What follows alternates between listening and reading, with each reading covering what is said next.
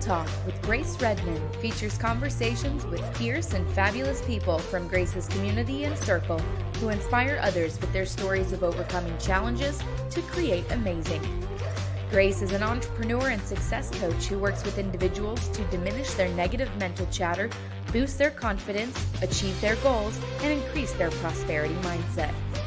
Get ready for a series of anything goes conversations with remarkable men and women that will get you jazzed for life's unlimited possibilities of success, freedom, and fun.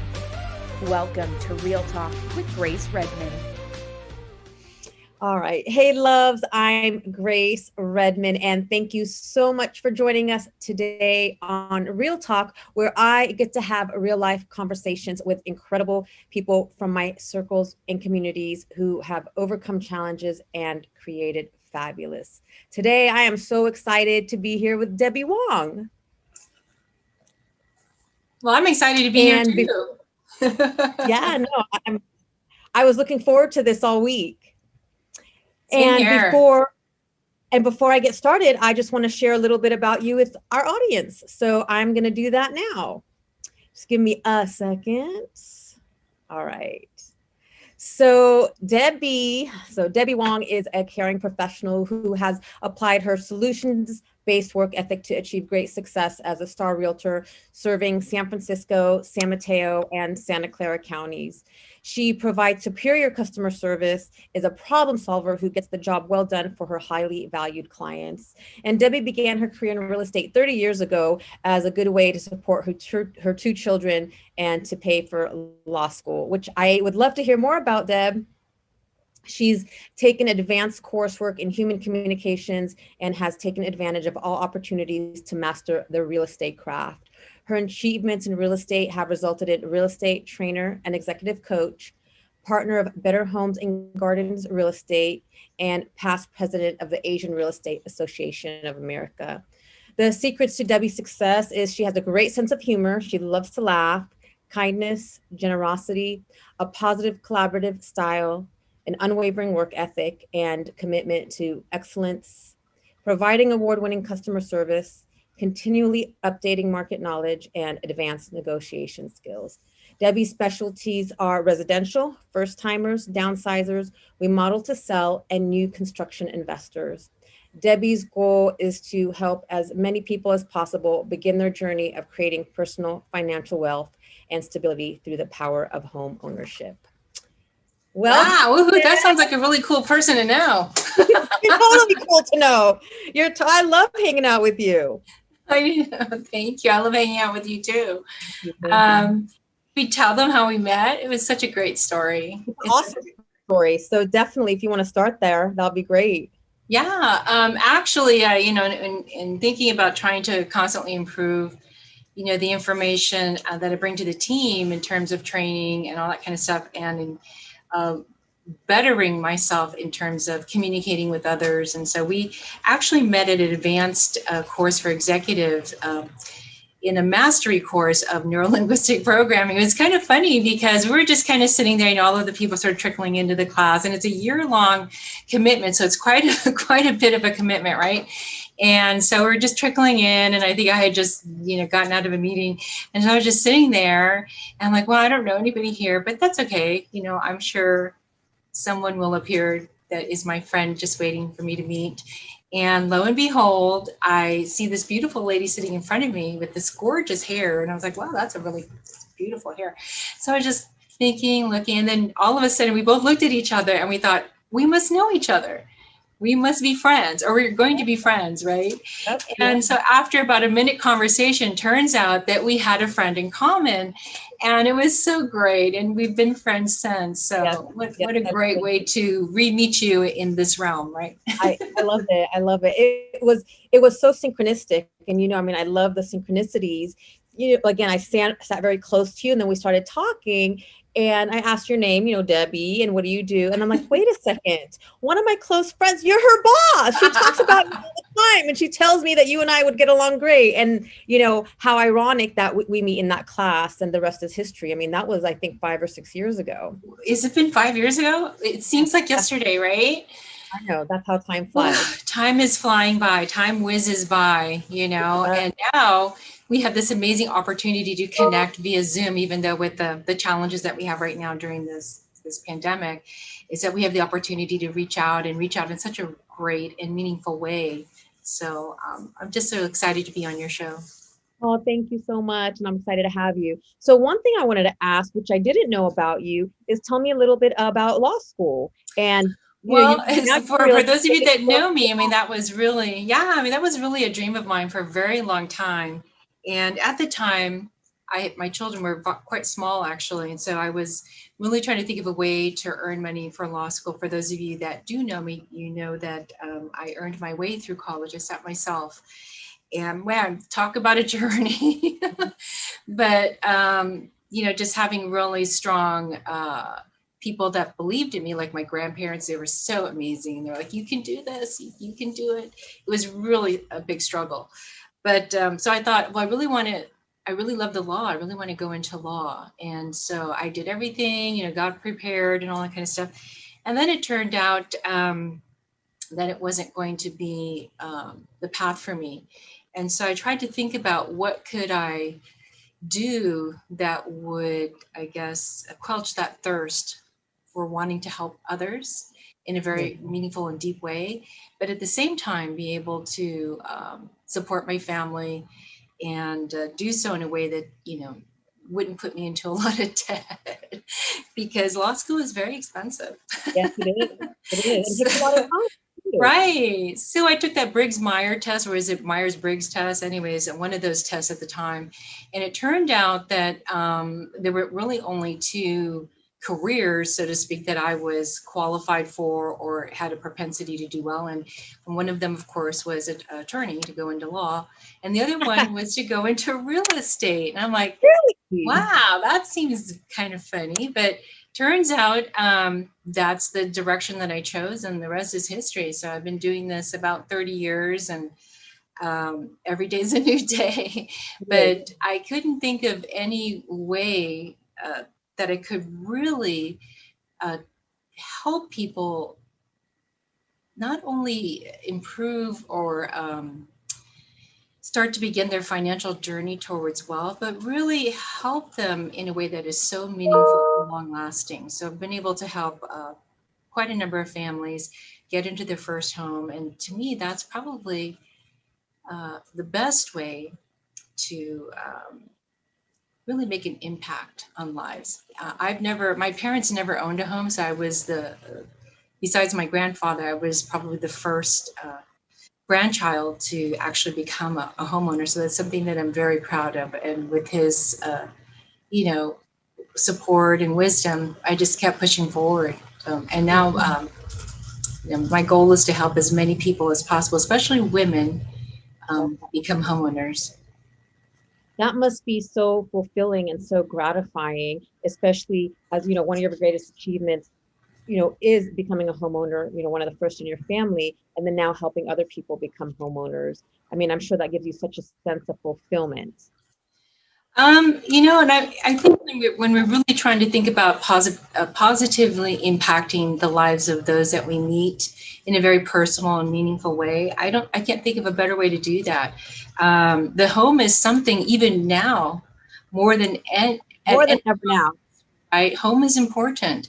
And to help people, feel like that they've been able to begin their journey by owning their own home and investing in themselves. And I think that's something that's not taught in schools. And I think it should be taught in schools, because how else can you, it's almost like a forced savings, when you're making that payment every month and building equity. And then you really open up so many possibilities for yourself and for your future. And it really opens up a lot of possibilities, not only as an individual, but, as you grow in your life, as you're a single person, as you decide that you want to start a family, and as you start investing in the lives of your children through education.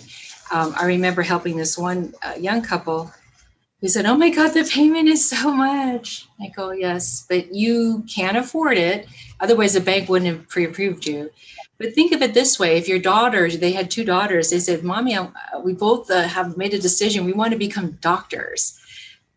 I don't know about then. I think to become a doctor was like $300,000 in total cost. I mean, if you don't own a home, you would go in tremendous amount of debt just to try to achieve that or help your children achieve that. So that's why I do it. I think more than anything, when you invest in yourself, it creates not only responsibility and accountability, but it also creates pride that you're able to accomplish that. Oh, absolutely. I think that's a key factor for me, is just investment in yourself. Because as you invest in yourself, you grow, expand, and that inspires and helps your family. You're setting an example. Mm-hmm. And I know real estate is not an easy business. I have a lot of family members in real estate, and you've been in this real estate, business for 30 years through many ups and downs. So what would you say are a couple of your, key factors that helped you succeed in an industry where most people don't? Well, I don't want to say that there's really 1 or 2 or 3 things. I think having a really fantastic mentor was definitely key to my success. And also being open to the fact that you have to be centered. You have to center yourself every morning, every afternoon, and take deep breaths and, meditate. And the cool thing is I'm reading this really great book it's called Insight. And actually, they say that, there are certain people for whom meditation works perfectly to center themselves, whatever is going on in their day, or getting prepared, for the morning or for the day or for a big event or big meeting. But there are other ways to center yourself that don't require meditation. If that's too woo-woo, then there's other ways of doing it. And one would be, physical exercise, taking a walk, just doing some deep breathing exercises, changing your environment momentarily, maybe listening to music, or maybe just sitting in a chair and looking out at something beautiful like the ocean or the mountains, and just taking a moment of silence. And what we know is that very successful people do this on a regular basis. And so whatever you call it, meditation or just taking a moment to gather your thoughts or not have any thoughts at all, I think is really probably one of the most important things that we can do as busy professionals, just to help ourselves get through the day, the week, sometimes just get through the hour. For sure. And you hit on a point that's true. The most successful people typically have a morning routine. And I remember several years ago, I read Hal Elrod, The Miracle Morning, where he gave a few different tips of what you can do each morning, or you can do them all together. And what's the word? I swear by that. If I don't ground myself in the morning and I don't move forward with my morning routine and I just get up and go, my whole day is, chaotic. But when I'm able to ground myself, it's amazing how much I can get done in the day compared to when I just get up and I'm chaotic. Well, that's the thing. And I think we have to deal with so much. We really do. And I'm not trying to be sexist or anything. Oh, by the way, happy Women's History Month, by the way. I think this whole month is celebrating women in amazing women in history. And so we could talk a lot about that. But honestly, I think just having a morning routine or something that gives you comfort and something where your body can just fall into a rhythm, so that even if, something comes across your desk or you get that call where it's a little unsettling, just having a routine to refer to, something that your body feels comfortable with, can really help you get through those moments, as you know. For sure. So, working with families or not only just families, but families, young people, single people, just people across the board. I'm sure you have so many stories to tell about, or amazing stories to tell about homeowners. Can you think of an amazing story that you'd like to share with us that will inspire us about someone that you Well, sold a home? I think that if you're not, you mean to another practitioner or to a homeowner? Homeowner. Okay. Well, I think that let's talk about the first time homeowner. Just deciding, coming up with that thought in your mind that, you know what, I want to try this. I want to find out if I can do it. I think that takes a lot of courage. And my advice is to surround yourself with people that are going to encourage you. Oftentimes culturally, in my culture, sometimes, there's sort of like the crab in the pot mentality. If a crab tries to get out of the pot, there's the other crabs trying to pull them down, What, you're going to own a home? Oh my God, the payments are crazy. What, you're going to live there? Oh my God, you don't want to live there, or what, you're going to do that? Or why did you try to buy this? Or what did you try? So my advice is surround yourself with people that can positively encourage you. And obviously, your realtor is going to be that one of those people. But talk to other friends and family that have successfully purchased homes and own homes and find the benefits of home ownership. I think that's what you need to do. And so for those of you that have never done it and are contemplating it, I want to congratulate you and say yes. And I want to encourage you to do it, to just take the first step. And the first step is to decide that that's what you want. And then the next steps are planning out, how are you going to go about it? And of course, ask other people how they did it and listen to their stories of encouragement.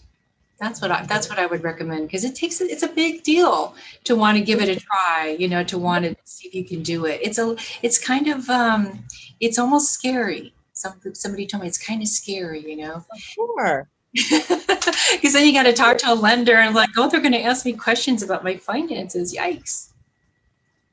So is there a story that you can share with us of, maybe someone that was a first home, owner, and kind of their story of how things unfolded and how just what it was like?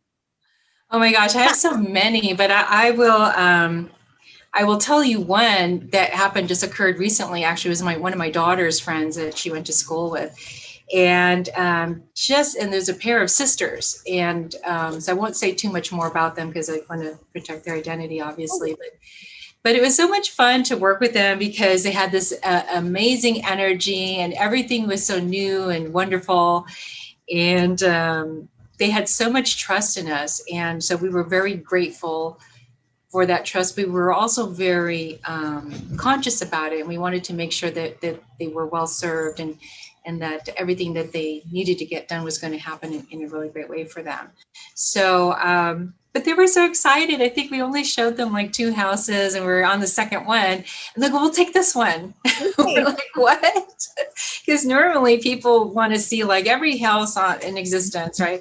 And they were like, no, we'll take this one. We like it. We'll take it. And we're like, really? I love it. How exciting. And it was really exciting for them. And so the lending process was a little arduous. It's not like before where you could essentially just make a phone call and then you're all good to go.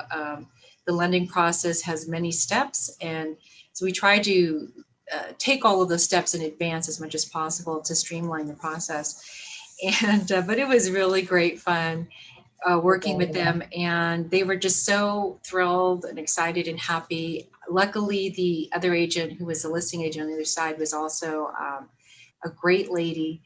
And I said, hey, these are like my daughters. I just really want to help them as much as I can. And she said, no problem. And we did a couple of old school techniques wherein we were able to fold in the closing costs into their loan so they would come up with less money, at the closing table. And it was just really great to work with a pro like that. And so these are the stories that, that we don't hear all but often or often enough.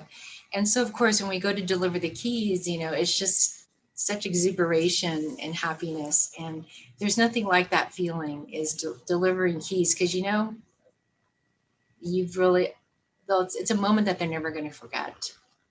Well, like you said, you're helping them, create their future, wealth by stepping into their first home. Yes, absolutely. So who do you, I mean, like you talked about earlier, you had people that influenced you and supported you. We all need that. I used to think like, oh, I got this on my own. Yeah, no, Grace, like you need a team, like you know, people Yeah. around us support us. Who would you say was your biggest influencer?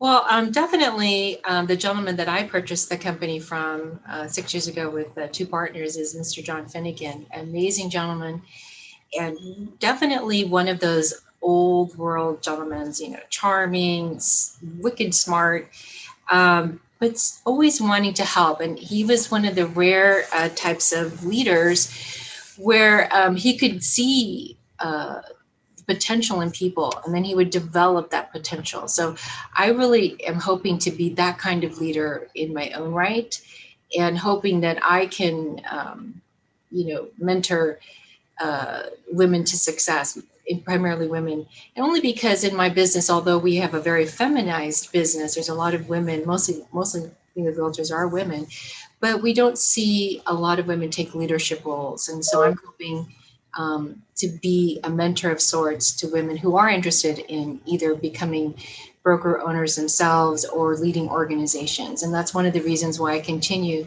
my education as much as I can. And that's how we met actually at that advanced course. But he was definitely instrumental. There was another gal who was only in my life for a short time, but she introduced me to the idea of hypnosis. Oh. Yes. And I'll never forget. And she was really funny. And my broker had her come and present at our meeting. And this was, you have to keep it in context, I believe in the early 2000s. So the whole idea, yes, the whole idea of, affirmations and meditating and hypnotizing yourself, to positive visualization of what you want and how you're going to attain it and how is it going to look and feel was very much a new idea. So he actually had this lady come to our office, and I'll never forget, her company name was Tapes by Trisha. So I'm really dating myself.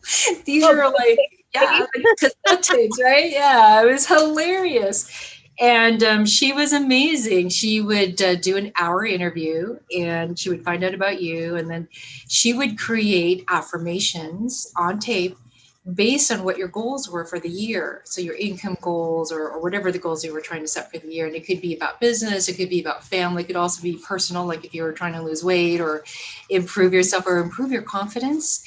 And so she would make a positive affirmation tape for the daytime, which you would listen to in your car.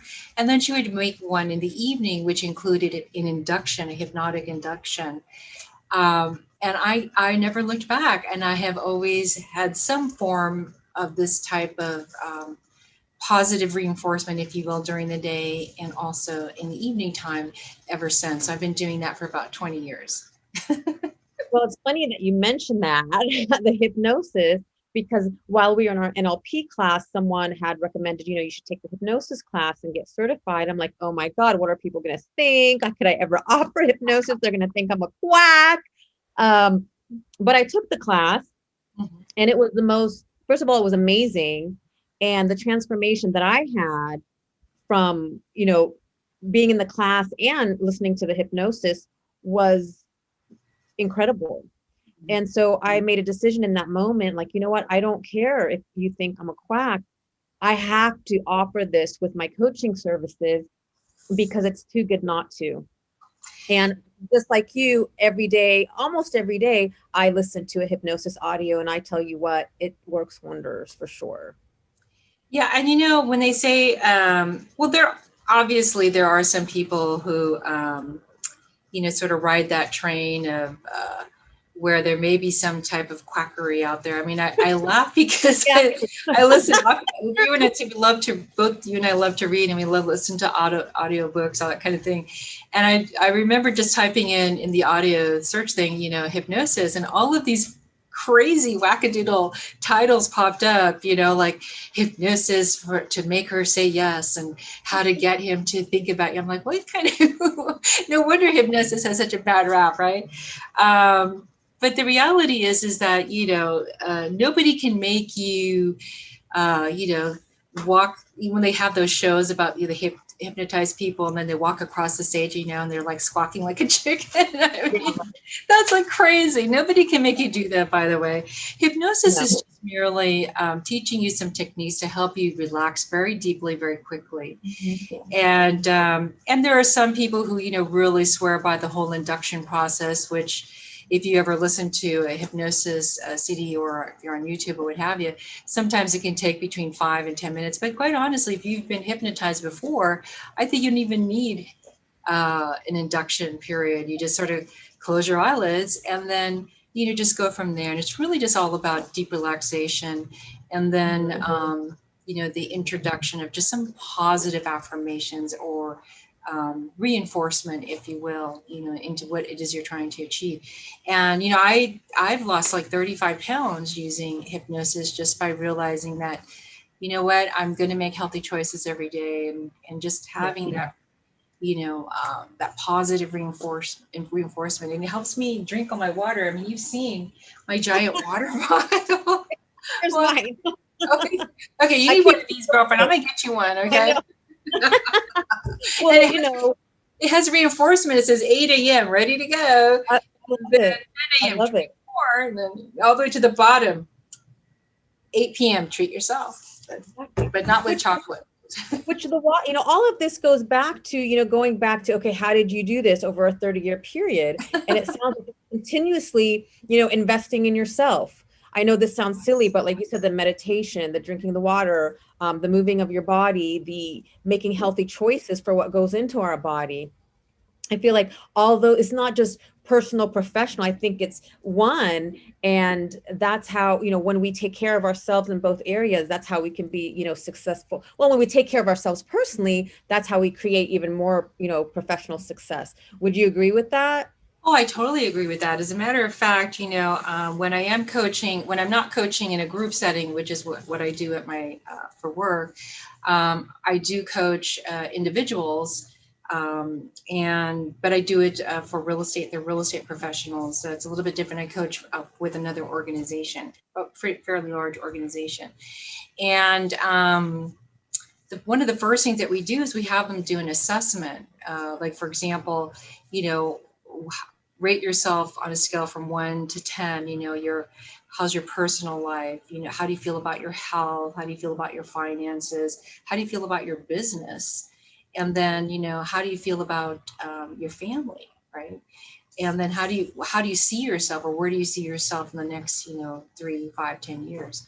So when we do that assessment, we really want to get a true feeling about where people feel their strengths are in terms of those areas, and then where do they feel their weaknesses are, and then we do a SWOT analysis, which is, strengths, weaknesses, opportunities and threats, and then try to figure out, where are their strengths and where do they need help in those areas. And then we coach from there. We design the personalized coaching program from there.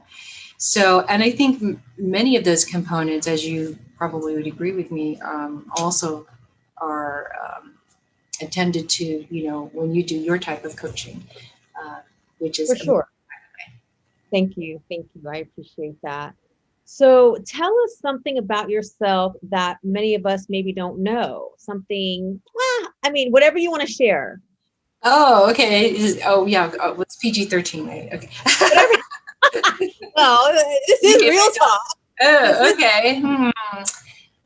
Well, it's kind of funny is that, people often ask me, where did you get your confidence? And I would say that it's not something that I was born with. I think I worked on it from a very young age, where I realized that, and I was very lucky to have people come into my life either as mentors or as parental figures, or just people that had really great gifts to give me, whether it be in the form of lessons or a book or teaching or kind words.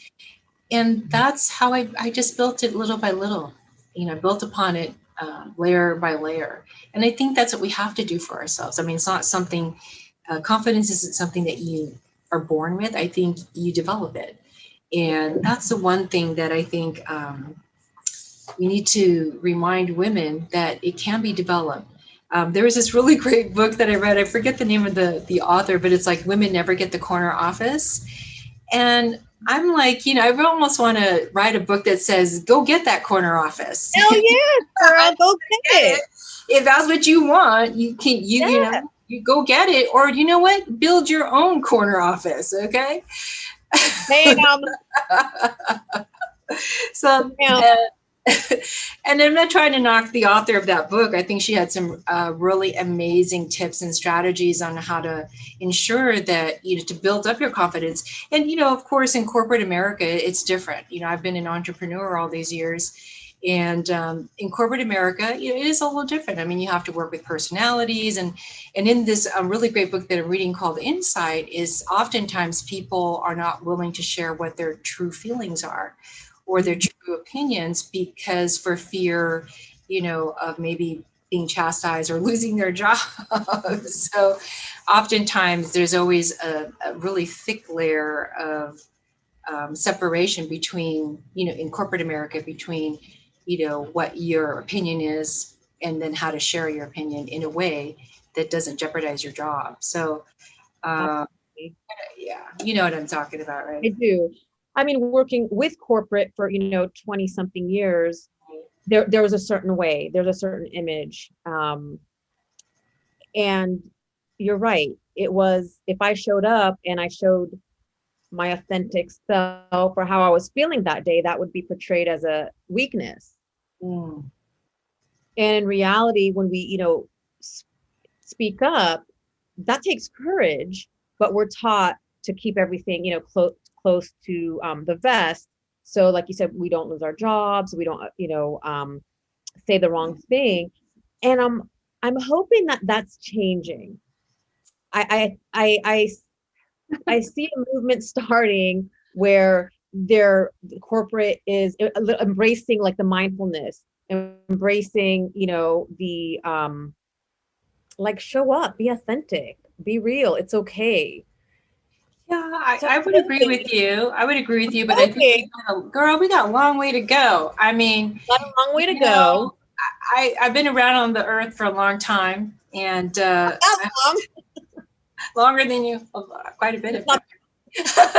But I won't tell my age. But apparently we're not there yet. That's a disheartening thing for me.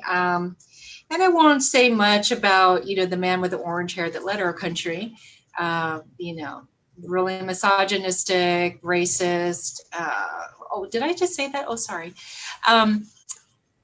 I think that it helped. It set us back a little bit. It did set us back a little bit, and having gone through the Me Too kind of experience over and over and over again, from the 70s to the 80s and 90s. And finally thinking, you know what, I'll have my own business. I'm tired of this. My head was so lumpy from hitting the glass ceiling so often that I thought, you know what, this is ridiculous. I'm just gonna do my own thing. Go into business for myself. You're gonna create. That's right. I'm going to really creative stage. But we're not there yet. I think but I feel a lot of work left to do. And I think the younger women of today need to realize, you know what, they are where they are because you and I made sacrifices, right? And our mothers made sacrifices and the women before them, right? Absolutely. I mean, each generation brings, I would not be here if it wasn't for the struggles that the women before me, my mom, my grandmother, I wouldn't be here. And I probably couldn't have endured what they did. It was tough. It was definitely tough. There's no doubt. But I think it's starting to be, no, we have a long way to go. A long way to go. But we got to, the conversation is starting. Well, I think what it is more people are joining the conversation. Men and people that need to join the conversation are taking notice and realizing that, you know what, we're not done yet. The work still needs to be there. like, I watched this really great program on Netflix. I'm a documentary geek. I'm going to geek out for a little bit. I love documentaries. And there's this one about the 14th Amendment, which, you know, everyone has inalienable rights to freedom and freedom of speech and, you know, to do what they got to do. And that's what makes this country so great. But wow, all of the hard work and sacrifice and people giving up their lives in order to make these things happen so that we can have these rights is just phenomenal. And when we see that it's not there yet, we're not 100% there yet. And that's where I say that we got to keep going. We got to keep going. And that's what, you know, I really hope to do when people say, well, you know, what are you going to do with what you're doing now? And I said, you know, my ultimate goal is I would love to coach other women business owners, you know, to go ahead and buy their own brokerages and be the owner, be the boss, and encourage other young people and women to invest in themselves. Because to me, homeownership, there's something about that. There's something about that American dream, and to ensure that it's attainable for everyone, right? It's just something that I'm very passionate about. And, you know, I grew up in the 60s where even my parents being married together, they're different races. I mean, that was like a really big deal, really. And, you know, and thinking back and looking back, thinking, wow, my parents were trailblazers, but it wasn't easy, you know, and we had to suffer through a lot of hardship. Oftentimes we were denied housing because it was a mixed race marriage, or we were discriminated against many times. And my dad, being very clever, he would just tell people, well, I'm Hawaiian, I'm from Hawaii. And right away, people would love that. You know, that sounded so much better than saying, well, I'm Filipino, I'm from the Philippines. Oh, that sounds foreign.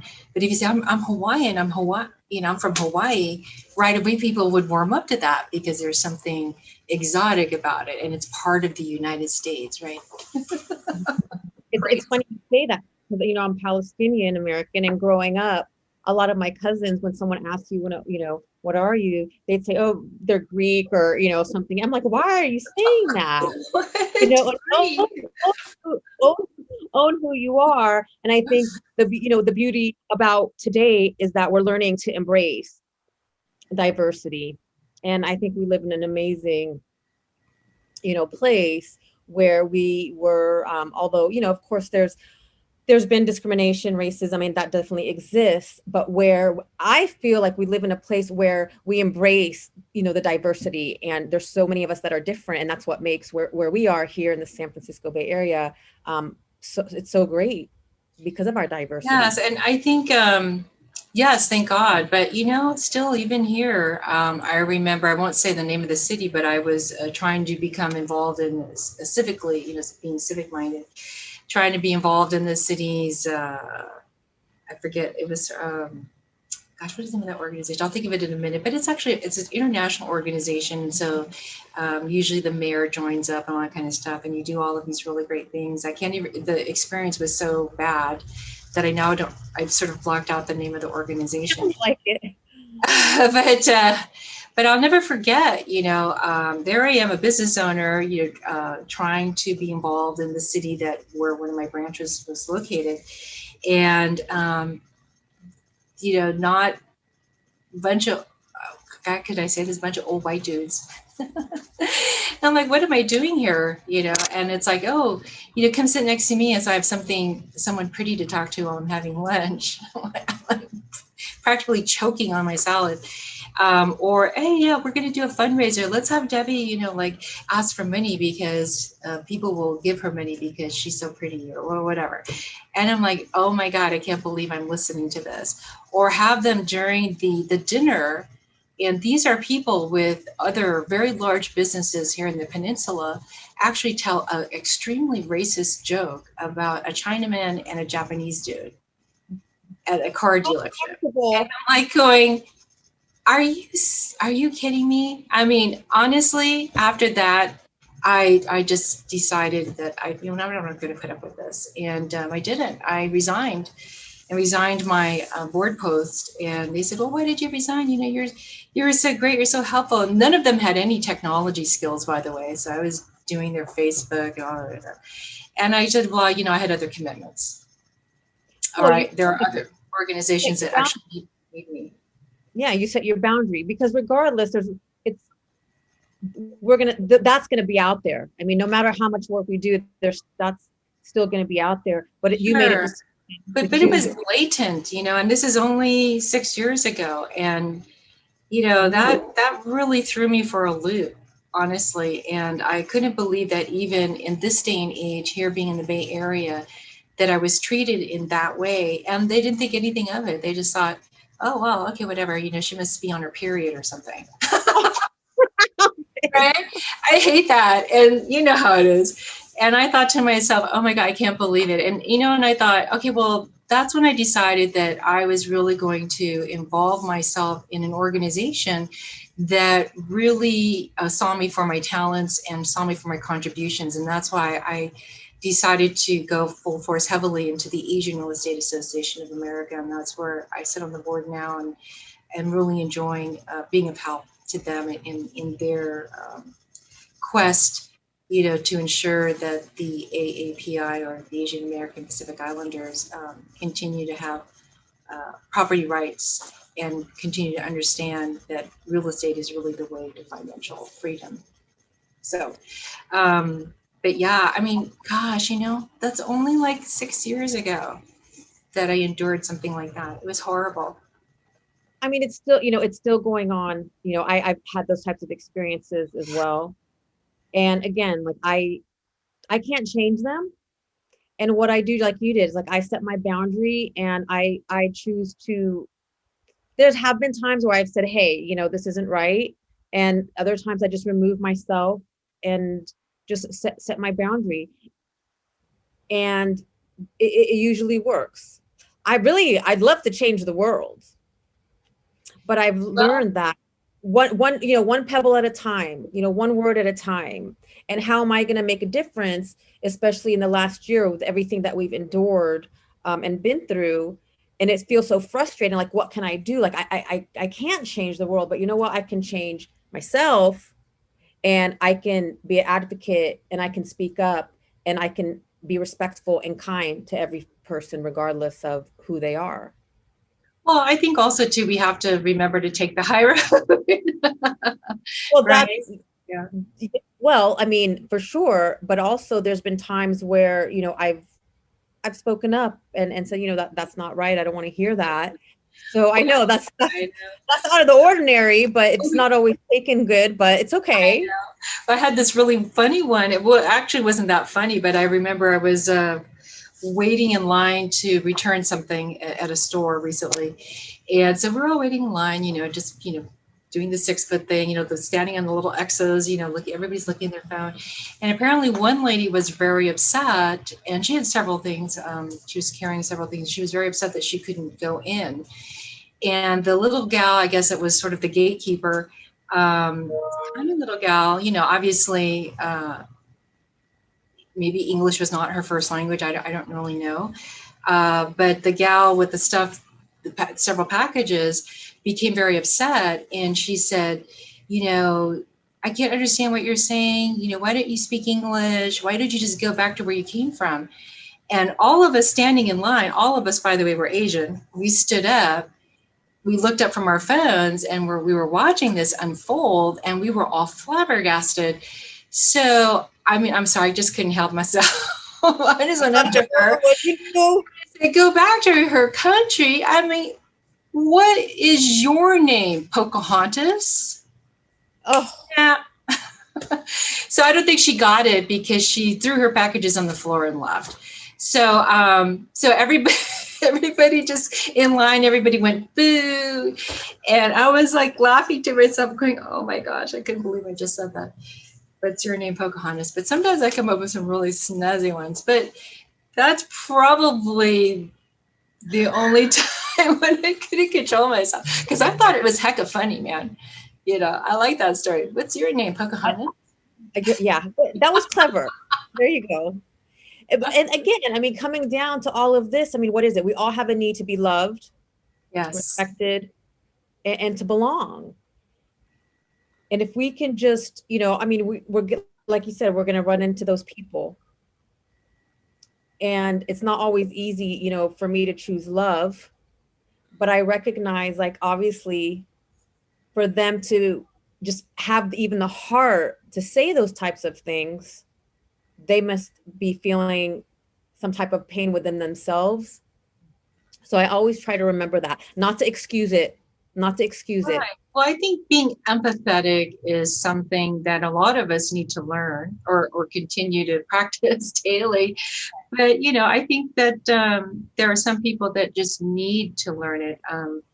I remember working with a couple of different people that had no empathy whatsoever. And I'm like, wow. And I told them, I said, listen, you know, you need to learn empathy. And they're like, well, what do I need that for? I'm the boss. I'm like, well, you need it so that you could continue to be the boss, because bosses can be fired, in case you didn't know. Right. You're right. I mean, yeah, bosses can be fired. They can. Empathy 100%. And I really feel that all of this that we're going through, all of this shit that's just coming up, all of these challenging topics, all of this just, I'm going to say it, all this hate that has been spewed, I really believe it's coming up for us to learn how to be loving and respectful. Indeed. Because regardless, it's like we all, you know, we're, and we could, you know, label ourselves whatever we want, but at the end of the day, I believe like we're one race, like we're the human race. We all have the same, you know, the blood running through us, and we could just be kinder. Right. It's really what it's all about, is being kind. I truly believe that. I'm with you, sister. You know, it's funny. I remember, you know, sometimes I'm getting these conversations, you know, via WeChat and stuff. And somebody said, you know, well, hey, you know, this and that and that and this. And gosh, you know, you guys act like you're aliens. And so I replied back. I said, well, we're all star children. Yeah, girl, we all came from dust. We ain't going back to dust. Yeah, from the big boom or the big blast or the universe, whatever, source or whatever you want to call it. We are all star children. Yes, we are. We are. Oh my God, it was so nice to have you on with me today. I could talk to you forever, like for hours. I mean, we touched on some, you know, really good stuff. It was raw. Definitely raw. It was. Wanted just to be real and raw. So if someone's interested to get in touch with you, how can they reach you? Well, I think that if it's Debbie at DebbieWong.com, if they're interested in starting a career in real estate, I would love to chat with them. I think that there's really, this might be maybe a little bit limiting for me, but I think there's really two industries where women truly have no glass ceilings whatsoever. And one of them is real estate and the other one is insurance. But hey, I'm in real estate, so I'm going to promote that. And I'm actually going to put another industry in there. I think the coaching industry, from what I've seen, they really have been doing amazing things. So we could just keep moving forward from here.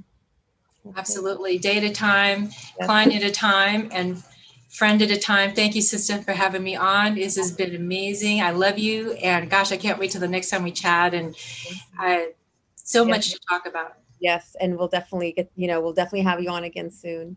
All right, my dear. Thank you guys so much for being here with us. We appreciate it. And we are so grateful for you. Until the next time we connect again on Real Talk, keep creating that fun and fabulous. We love you. All right. Take care. Stay well.